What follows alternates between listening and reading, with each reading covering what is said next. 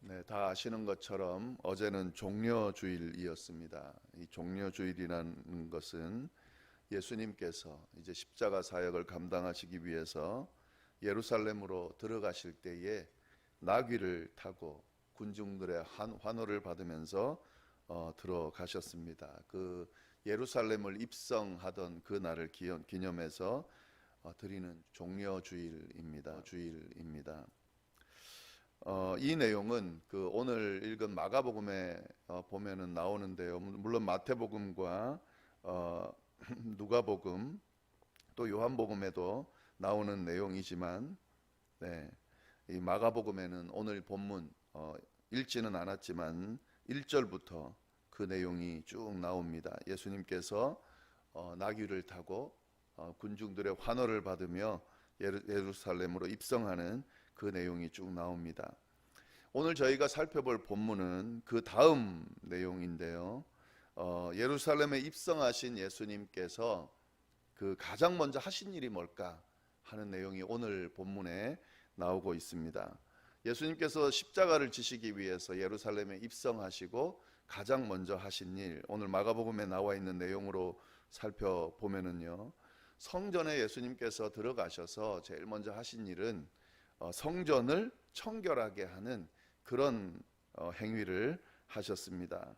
성전에 들어가니까 막 장사치들이 장사하고 그렇게 성전이 막 어지럽혀져 있는 그런 상황을 보고 분노하시면서 성전을 둘러 엎으시면서 청결하게 만드는 그런 내용이 오늘 본문에 나옵니다. 우리 15절 16절을 보면 그 내용이 나오는데요. 그들이 예루살렘에 들어가니라.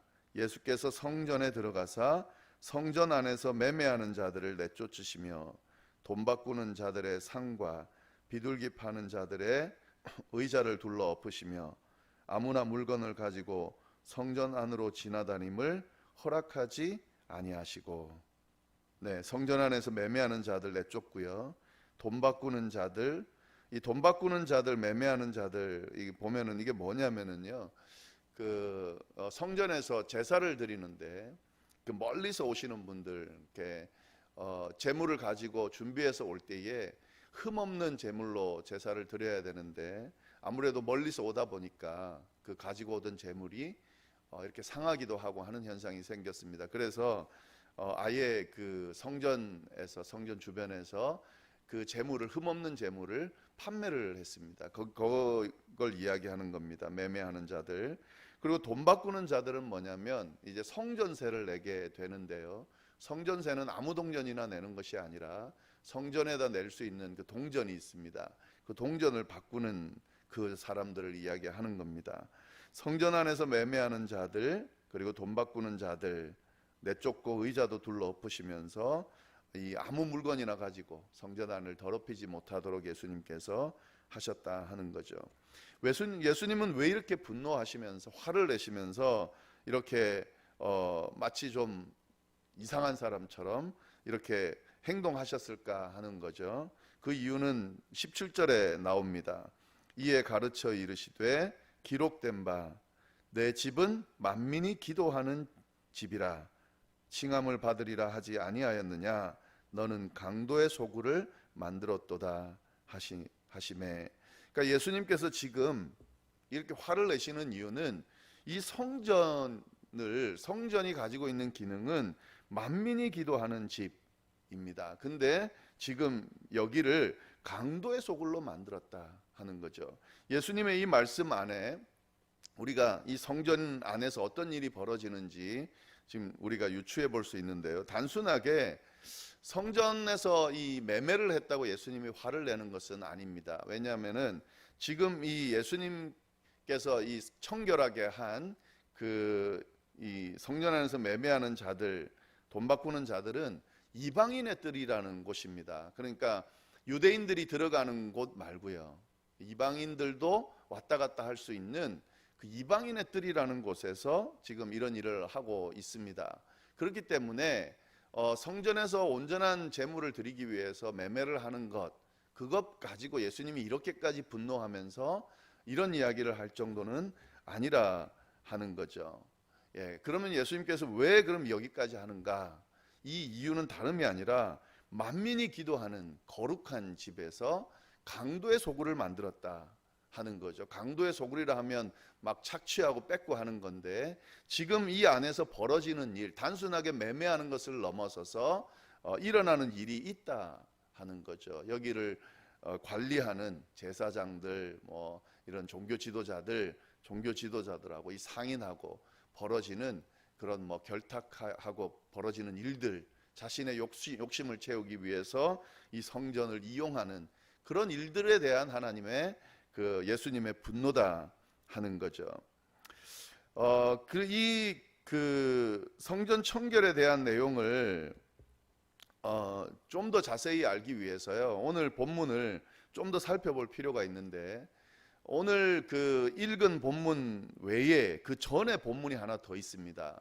예수님께서 성전에 올라가신, 예루살렘에 올라가신 후에 성전 청결하기 전에 한 행동이 마가복음에는 나오는데요, 그게 12절부터 나옵니다. 12절부터 나오는데 어떤 내용인지 한번 보겠습니다. 이튿날 그들이 베다니에서 나왔을 때에 예수께서 시장하신지라 멀리서 잎사귀 있는 한 무화과 나무를 보시고 혹 그 나무에 무엇이 있을까 하며 가셨더니, 가서 보신즉 잎사귀 외에 아무것도 없더라. 이는 무화과의 때가 아님이라. 예수께서 나무에게 말씀하여 이르시되 이제부터 영원토록 사람이 내게서 열매를 따먹지 못하리라 하시니 제자들이 이를 듣더라. 그러니까 예루살렘에 올라가서 그 바로 성전을 둘러엎은 것은 아니고요. 오늘 마가복음으로 보면은 이때가 유월절을 지키기 위해서 갔기 때문에 예루살렘 성전에서 기거하는 것이 아니라 그 주변에 있는, 여기는 베다니죠, 베다니에서 기거하면서 성전을 왔다 갔다 합니다. 그래서 이제 그 전에 11절에 보시면은 예수께서 예루살렘에 이르러 성전에 들어가서 모든 것을 둘러보시고 때가 이미 저물매 12제자를 데리고 베나디에 나가시는, 이제 자기 위해서 베다니로 가신 거죠. 그때 일어난 일인데, 예수님이 시장하셔서 멀리 보니까 잎사귀가 풍성한 무화과 나무가 있는 거예요. 그래서 거기에서 뭔가 무화과 열매를 좀 얻을까 하고 가서 봤더니 무화과 열매는 너무 무성한데 이 무화과는 없더라 하는 거죠. 그래서 예수님께서 그 무화과를 저주한 겁니다. 그래서 영원토록 열매를 따먹지 못하겠다, 그렇게 이야기를 해요. 근데 이 내용이 또 어디에 연결되냐면, 오늘 저희가 방금 읽은 성전을 청결한 그 사건 다음에 또 나옵니다. 오늘 읽은 본문이죠. 20절 말씀에 보시면 20절 21절, 그들이 아침에 지나갈 때에 무화과 나무가 뿌리째 마른 것을 보고 베드로가 생각이 나서 여짜오되 랍비여 보소서, 저주하신 무화과 나무가 말랐나이다. 그러니까 예수님께서 이 무화과 나무를 저주하고 그 다음 날 성전 청결하고 이제 다시 나오는데 그날 아침에 이제 지나가는데 베드로가 보니까 그 나무가 말라 있는 걸 본 거예요. 그러니까 예수님의 저주대로 이 무화과 나무가 말라 있다 하는 거죠. 요 사건 사이에 지금 성전 청결 사건이 들어가 있다 하는 겁니다. 요걸 연결시켜서 좀 이해할 필요가 있는데요, 이제 어떤 의미일까 하는 거죠. 이 지금 첫 번째는 이 무화과 나무 사건하고 성전 청결 사건하고 연결시킬 필요가 있습니다. 뭐냐면, 지금 무화과 잎사귀는 부성하고 마치 열매가 있는 것처럼 보이지만 맺어야 되는 열매를 맺지 못하는 이 무화과에 대한 지금 저주의 말씀이다 하는 거죠. 사실은 이 무화과 나무 자체는 큰 잘못은 없습니다. 왜냐하면은 아직 무화과 때가 아니다, 이 말이 나오거든요. 13절에 보면은. 그래서 무화과 때가 아니기 때문에 무화과 나무 열매가 안 맺히는 게 정상입니다.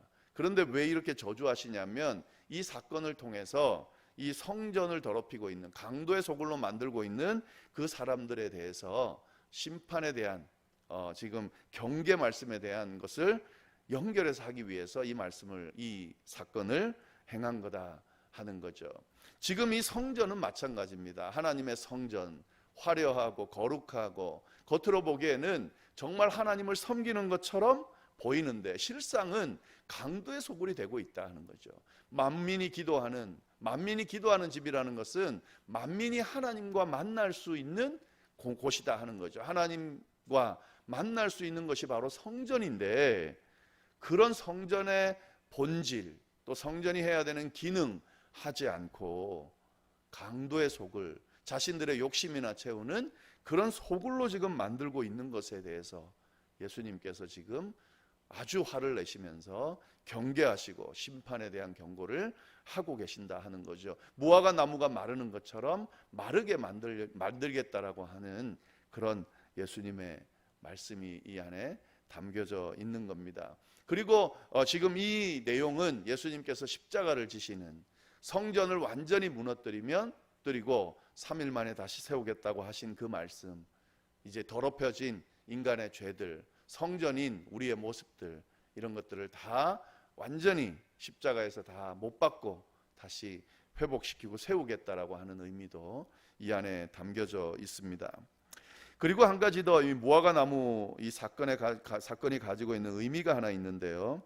그게 뭐냐면 베드로가 21절에 이렇게 이야기합니다.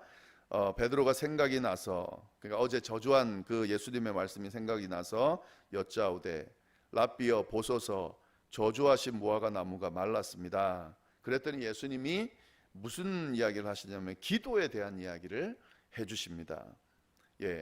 이 어떤 가르침을 주시는지 22절 말씀 보시면, 예수께서 그들에게 대답하여 이르시되 하나님을 믿으라.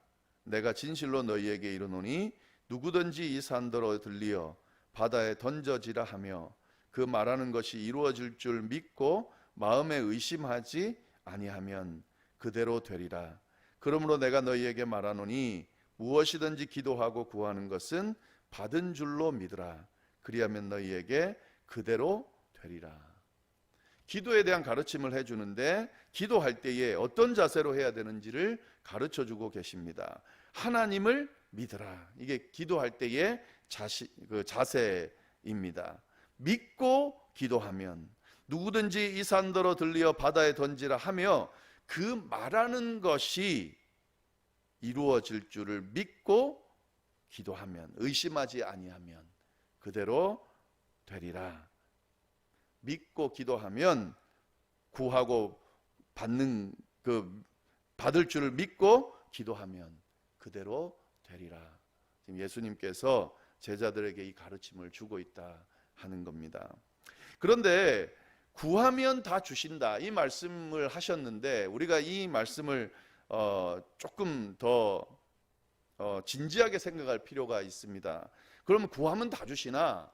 근데 구하면 다 주신다고 말씀하셨는데, 믿고 구하면 한 가지 말씀을 더 하세요. 이걸 명심할 필요가 있는데요. 25절 말씀을 보시면 서서 기도할 때에, 이 당시 그 이스라엘 민족들 기도할 때 서서 기도했는데요. 아무에게나 혐의가 있거든 용서하라. 그리하여야 하늘에 계신 너희 아버지께서도 너희의 허물을 사하여 주시리라. 믿고 무엇이든지 구하면 다 믿은 대로, 구하는 대로 될 것이다. 그런데 기도할 때에 혐의가 있거든, 아무에게나. 그러니까 어떤 형제나 또 누군가와의 관계에서 거리낌이 있거든, 죄가 있거든, 하나님 앞에 구해라. 사람들도 용서하고 관계도 회복하고 그리고 하나님과의 관계도 회복해라. 이 말은 회개해라 하는 이야기입니다. 회개하는 것, 이게 왜 중요하냐면요, 하나님과 지금 기도할 때 하나님과 대화하고 있는 거거든요. 그런데 회개하지 않고 죄 지은 상태로는 하나님과 원활한 대화를 이루어갈 수가 없습니다. 하나님은 거룩하신 분이기 때문에 깨끗한 모습으로 하나님 앞에 나갈 때는 정결한 모습으로 나갈 필요가 있습니다. 그래서 우리가 그 매주일마다 예배 드릴 때 참회 기도를 드리는 이유는, 하나님 앞에 예배 드리면서 나가는데 우리가 일주일 동안 지은 죄, 또 지금의 우리의 죄된 모습으로 하나님 앞에 나갈 수 없기 때문에 먼저 하나님 앞에 참회 기도를 드리는 거죠. 그래서 깨끗하고 거룩한 모습을 가지고 하나님 앞에 나갈 수 있고 하나님과 교제할 수 있기 때문에 참회 기도를 예배 안에다 넣고 드리는 겁니다. 마찬가지입니다. 우리의 기도도 마찬가지입니다. 하나님 앞에 믿고 구하면 응답해 주시지만, 분명히 그렇게 약속해 주셨지만, 우리가 가지고 있는 모습, 더럽혀진 모습, 죄로 허물로 지금 더럽혀져 있는 모습 가지고는, 누군가와의 관계에서 지금 좋지 않은 혐의가 있는 모습으로는 하나님께 나아갈 때 하나님과 원활한 대화를, 만남을 가질 수 없기 때문에 기도 응답을 받을 수가 없는 거죠. 그래서 지금 이 말씀을 하고 계신 겁니다. 저희가 고난주간 통해서 하나님 앞에 기도하며 나갈 겁니다. 그럴 때에 이 두 가지를 좀 명심하면서 이렇게 기도하면 좋겠습니다. 특별히 하나는 뭐냐면, 자신을 좀 돌아보면서 우리 이 성전, 풍성한 무화과 나무, 그러나 열매 맺지 못하는 무화과 나무의 모습, 겉만 번지르한 성전의 모습은 아닌지, 강도의 소굴로 만들어버린, 기도하는, 만민이 기도하는 집인 그 목적대로 그 기능을 하지 못하고 강도의 소굴을 만들어버리지는 않았는지, 우리 자신, 우리 가족, 우리 교회 돌아보면서 회개하는 기도를 좀 드리기를 바라고요. 특히 기도할 때에 믿음으로 기도하는 거죠. 하나님께서 반드시 믿고 기도하는 자들의 기도를 들으신다고 믿고 기도하는 거죠. 그러나 회개하면서 하나님과의 관계가 거리낌 없이 될 수 있도록 회개하면서, 나 스스로에게, 또 주변 사람들에게, 또 하나님과의 관계에서 회개할 것들은 회개하면서 기도해 나가면, 하나님께서 고난주간 이 특별히 우리가 드리는 이 기도를 분명히 들으시고 응답해 주실 겁니다. 함께 기도하겠습니다. 하나님 아버지의 한 말씀을 통하여 하나님의 음성을 들을 수 있도록 인도해 주셔서 감사하고, 특별히 고난주간을 맞아서 하나님 앞에 기도할 수 있도록, 또 이렇게 말씀 붙들고 기도할 수 있도록 인도해 주셔서 감사합니다. 하나님, 이번 고난주간, 2020년 고난주간을 보낼 때에, 우리가 기도할 때에 다른 것보다 우리 자신을 먼저 돌아보면서 기도할 수 있도록 인도하여 주옵소서. 하나님, 풍성한 무화과 나무인데 열매 맺지 못하는 겉만 번지르한 무화과 나무는 아닌지, 하나님, 겉으로는 번지르하지만 만민이 기도하는 집인 그 기능, 하나님과의 만남이 이루어져야 되는 그 기능을 하지 못하고 강도의 소굴로 만들어버린 그런 우리의 성전, 우리의 모습은 아닌지, 우리의 가정은 아닌지, 우리의 교회는 아닌지, 이 사회는 아닌지, 주님, 우리가 돌아볼 수 있도록 회개하며 나아가며 기도할 수 있도록 주여 인도하여 주옵소서. 하나님, 기도할 때에 하나님 우리의 기도를 들으시고 우리의 기도에 귀 기울이시며 믿고 기도할 때에 응답해 주신다고 약속하신 약속의 말씀 믿고 기도할 수 있도록 인도하여 주시되, 하나님과의 관계가 껄끄럽지 않도록 주님 앞에 회개하며 주님 앞에 거룩한 모습으로 그렇게 우리의 모습을 드리며 그렇게 기도하며 나아갈 수 있도록 인도하여 주옵소서. 개인을 위하여, 가족들을 위하여, 자녀들과 후손들을 위하여, 또 주변 이웃들을 위하여, 교회를 위하여, 이 사회를 위하여, 미국 땅과 대한민국과 온 세계를 위하여, 선교지를 위하여, 특별히 하나님이 코로나 바이러스로 인해 힘들어하고 있는 혼란스러운 이 모든 상황들을 위하여 기도할 때에 하나님, 우리의 기도 외면하지 마시고 들으시고 응답해 주시기를 간절히 바라며 이 모든 말씀을 살아계신 예수 그리스도의 이름으로 기도드립니다. 아멘.